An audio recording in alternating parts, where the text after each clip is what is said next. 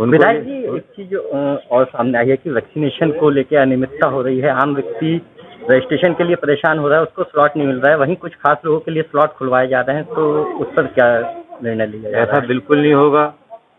सब काम नियम से होगा, वैक्सीन का काम भी नियम से होगा। आपको मालूम है, मैंने खुद ने भी नियम से ही वैक्सीन लगाई है। जब मेरा नंबर आया तब मैंने वैक्सीन लगवाई है, पहला डोज और दूसरा डोज। अब जो व्यक्ति भी वैक्सीन लगाएगा वो नियम से ही काम होगा।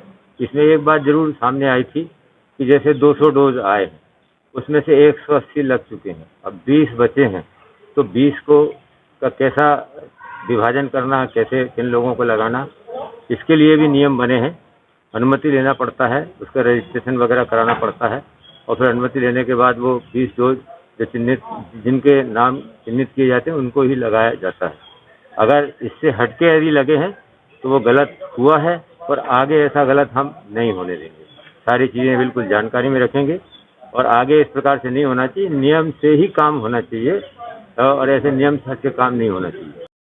मंत्री जी कोरोना के लिए तमाम प्रयास कर रहे हैं, वैक्सीनेशन के लिए भी प्रधानमंत्री, मुख्यमंत्री जी तमाम तरीके से लोगों को जागरूक कर रहे हैं, लेकिन जो ऐप है उसमें स्लॉट मनमाने तरीके से खुल रहे हैं, कभी सुबह खुल रहा है, कई बार शाम को भी खुल रहा है, तो इससे की गड़बड़ी क्यों आ रही है?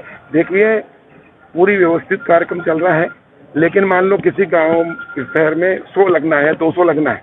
अब मान लो वहाँ जिनको 200 को SMS किए, उसमें से 170, 80, 90 आए, बाद में कुछ बच गए तो वो खराब होते, तो इसलिए उसी समय तत्काल बुला के और भी लोगों को भी किया जा सकता है।